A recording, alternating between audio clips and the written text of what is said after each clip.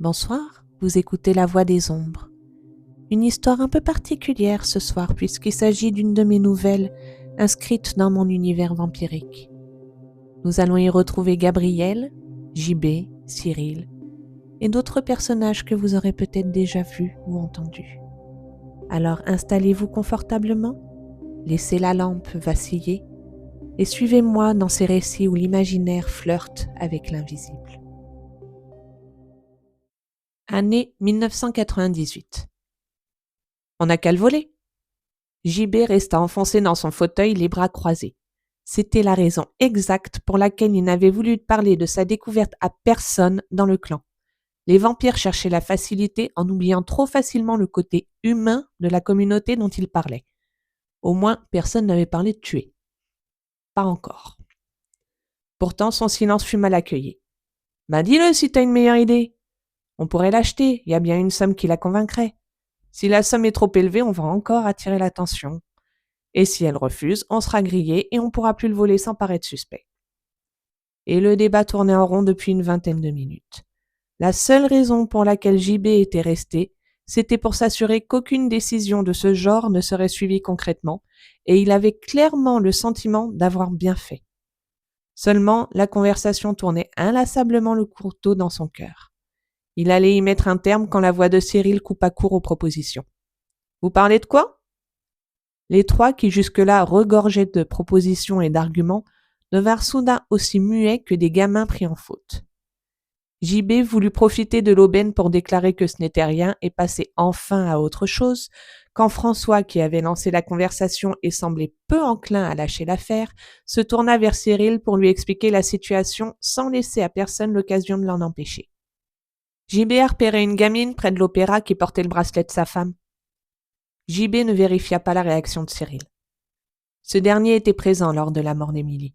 C'était un sujet qu'il prenait soin d'éviter, surtout devant les autres membres du clan. Autrement dit, Cyril allait disperser tout le monde, avoir une discussion avec lui qui serait 100 fois plus douloureuse à cause des souvenirs communs, et remonter l'affaire à Gabriel qui, en tant que chef de clan, allait étudier la situation pour lui ramener le bracelet coûte que coûte.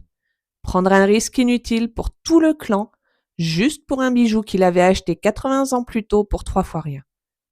L'acheter est toujours possible. La réponse de Cyril lui arracha une exclamation de surprise. Les 4 autres semblaient tout aussi perplexes. François se reprit le premier. « Elle acceptera sûrement l'argent. Ça avait l'air d'être une étudiante, non ?» JB s'obstina dans son silence. Il refusait de prendre part au débat. En revanche, il était à présent attentif à la position qu'adopterait Cyril.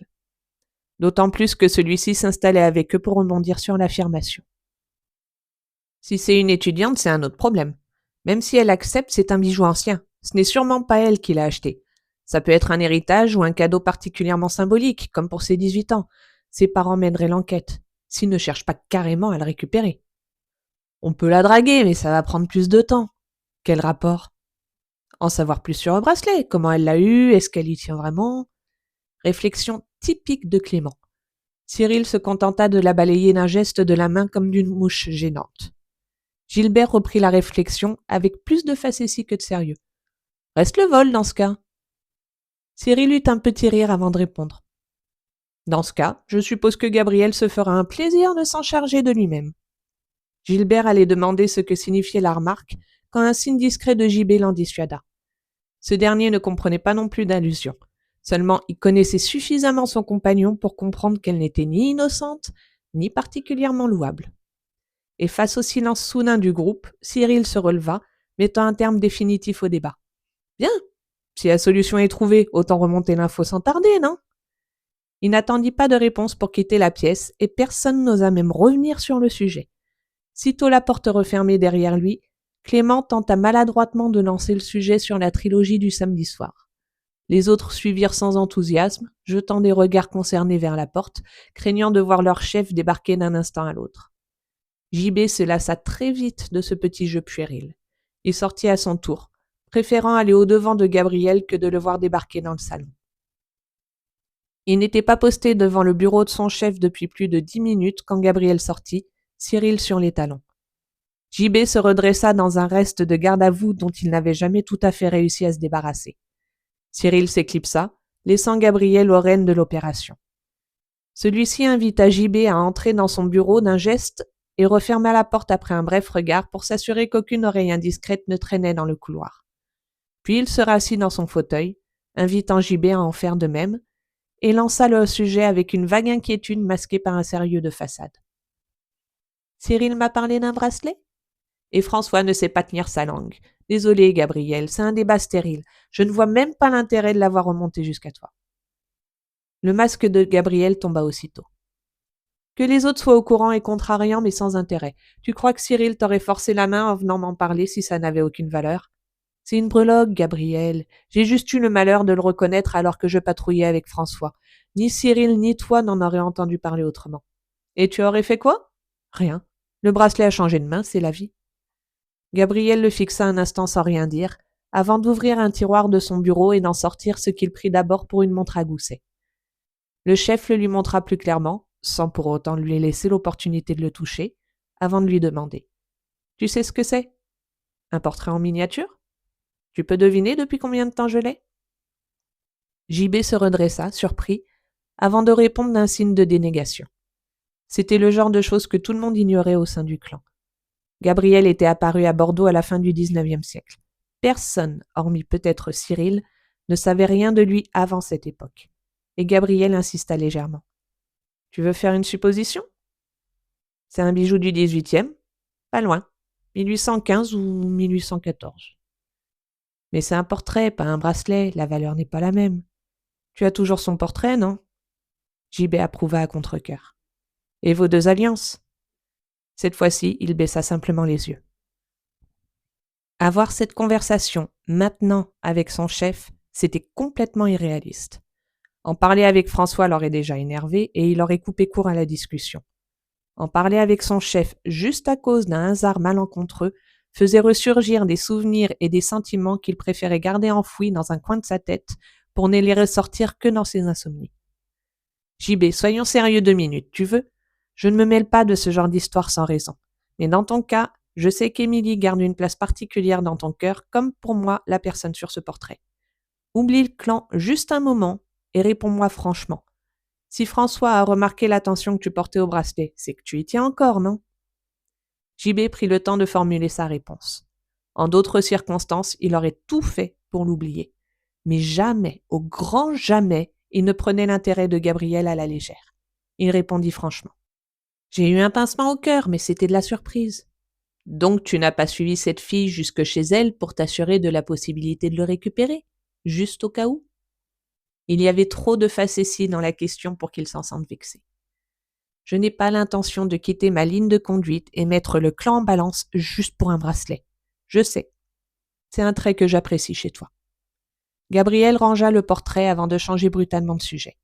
« Je me suis pas nourrie depuis longtemps. Tu m'accompagnes demain soir ? » ?»« Bien sûr. Très bien. Alors bonne journée. » JB quitta le bureau, incertain. La dernière partie de la conversation n'avait aucun sens. Gabriel prenait toujours soin d'aller se nourrir avec les jeunes recrues. Mais en toute franchise, toute la conversation était lunaire. Parler d'Émilie, maintenant ? Elle était morte depuis près de 70 ans. Vraiment pas de quoi en faire une conversation officielle avec son chef de clan. Certaines choses ne devraient plus avoir d'importance une fois enterrées. Il relégua ses pensées dans un coin de son esprit jusqu'au lendemain soir. Cyril était dans le salon quand il vint rejoindre les autres et il ne lui laissa pas le temps de s'installer. « Gabriel t'attend. » Il approuva et sortit, peu désireux de se faire interroger par les autres sur le pourquoi de la convocation. Il avait à peine toqué au bureau que Gabriel arriva à sa rencontre. « On y va ? » ?»« Je suis prêt. Je n'en doute pas. » Gabriel ouvrit la marche. Même si le trajet se fit sans échanger une parole, JB ne pouvait s'empêcher de remarquer la bonne humeur plus franche que l'habitude de son chef et de s'interroger sur la raison. Ce n'est qu'une fois à proximité de l'opéra qu'il se força à admettre qu'il y avait là un rapport avec le bracelet. Ce n'était pas le quartier qu'il choisissait pour se nourrir. Il préférait plutôt Saint-Michel à Sainte-Catherine. Et JB n'eut plus le moindre doute quand Gabriel s'arrêta sur la place pour lui faire face, une rare facétie éclairant son visage. Il semblait attendre que son acolyte prenne sa décision. « T'as pas vraiment besoin de te nourrir, n'est-ce pas ? J'ai été avant-hier. C'est pas mon urgence pour cette nuit. » « Pourquoi ? Gabriel fit signe qu'il acceptait de répondre à la question et alla s'installer sur les marches de l'opéra, l'invitant à suivre son exemple, avant de s'expliquer. Tant que tu n'auras pas récupéré le bracelet, ton esprit reviendra dessus régulièrement et tu seras beaucoup moins efficace si je te confie une mission. Pardon? Même de la part de Gabriel, l'explication ne tenait pas la route. Et celui-ci comprit son scepticisme, car il ajouta de lui-même. Si on te pose la question, tu pourras dire que c'est la réponse que je t'ai donnée. Mais la vraie raison est beaucoup plus simple. Tu n'as jamais fait le deuil d'Émilie. Tu n'as jamais voulu tourner la page. Alors tu peux te convaincre autant que tu le veux que le bracelet n'est qu'un objet quelconque et sans valeur. Moi, j'aime autant que tu le récupères pour l'ajouter à ta boîte à trésors. Tu n'auras pas le regret plus tard de l'avoir à nouveau perdu de vue. JB ne sut pas quoi répondre. De toute évidence, cette explication ressemblait beaucoup plus à son chef. Et il allait bredouiller un merci plat et insipide quand les mots suivants claquèrent à son oreille et transformèrent sa pensée. Et puis ça fait longtemps. Qu'est-ce qui fait longtemps? Gabriel eut l'air amusé. C'est une étudiante, c'est ça? À ton avis, on a plus de chances de la trouver dans un bar ou chez elle à étudier? Un vendredi soir? On commence par la tournée des bars alors. Et il se leva pour mettre sa pensée à exécution, laissant à JB le soin de le rattraper. Et ce dernier se calqua sur son pas, de plus en plus intrigué. Ce comportement n'était absolument pas habituel, et tranchait radicalement avec l'image de chef de clan respectable que Gabriel s'acharnait à donner. C'était rare de le voir s'amuser sincèrement. Ça l'était davantage de le voir insister pour interférer dans les affaires privées d'un membre du clan, d'autant plus lorsque des humains étaient impliqués. Ils visitèrent plusieurs bars, Gabriel passant pour un étudiant à la recherche de ses congénères, JB se faufilant à sa suite pour dévisager les clients avant de retrouver enfin la jeune femme de la veille. Ils s'installèrent à une table éloignée, entamant une conversation tellement étrange que JB ne savait ni quoi répondre, ni même comment rentrer dans le jeu. « Alors c'est elle la nana dont tu me parlais ?»« Oui, c'est bien elle. Je te comprends, elle est canon. Tu devrais lui offrir un verre. »« Hein? J'en sais rien, moi. Tu vas pas la dévisager toute la soirée non plus.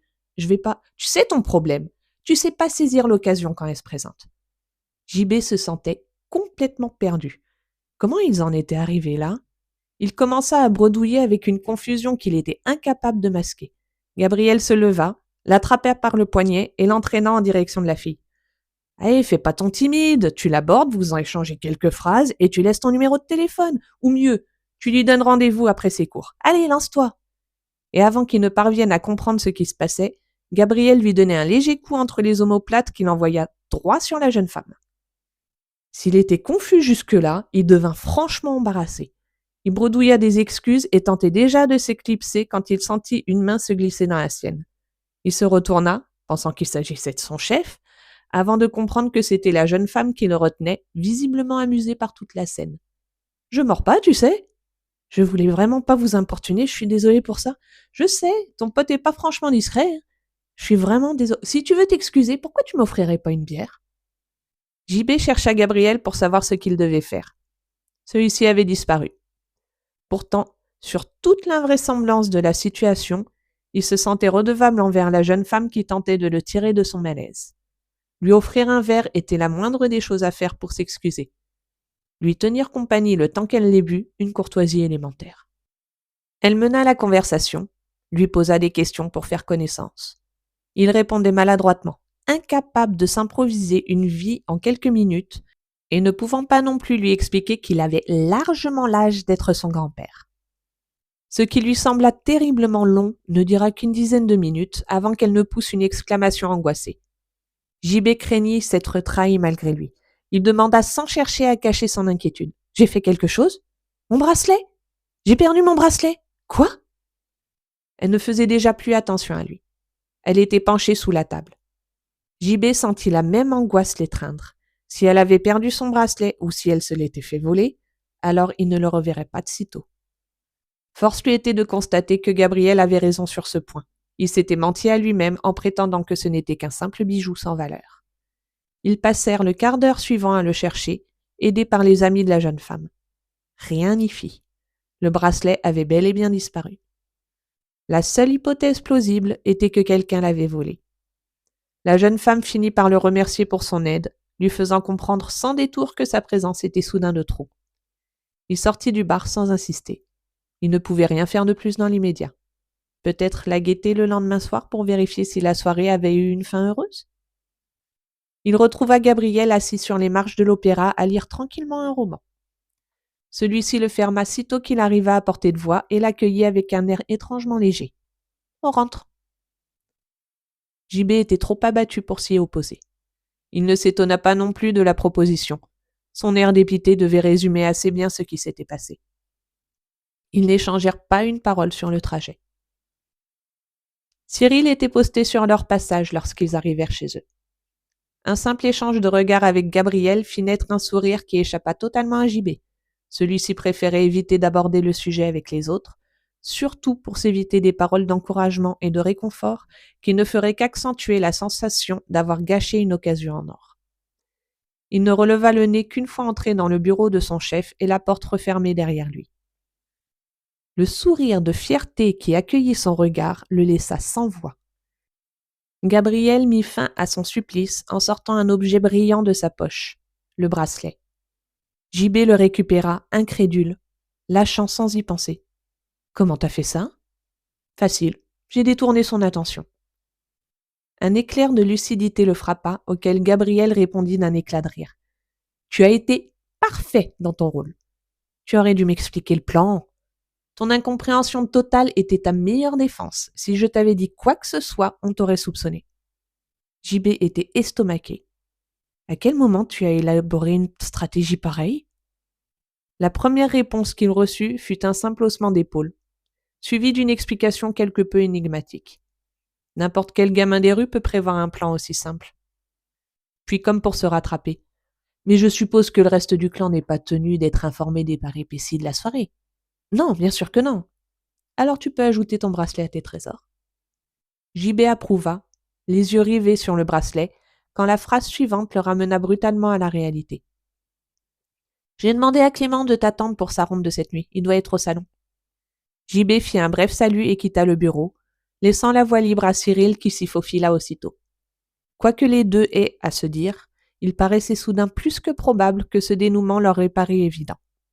Après tout, c'était bien au moment où ils avaient parlé de voler le bracelet que Cyril avait pris part à la conversation pour la rapporter à Gabriel. Même s'il avait intégré le clan depuis près de 70 ans, JB se devait de reconnaître qu'il ignorait encore tout du passé de ces deux hommes. Mais pour l'heure, avec cette relique entre les mains, ça n'avait pas la moindre importance. Et nous laissons là Jean-Baptiste avec le bracelet de sa femme. Les esprits se taisent pour ce soir. Mais qui sait ce que la nuit nous réserve ?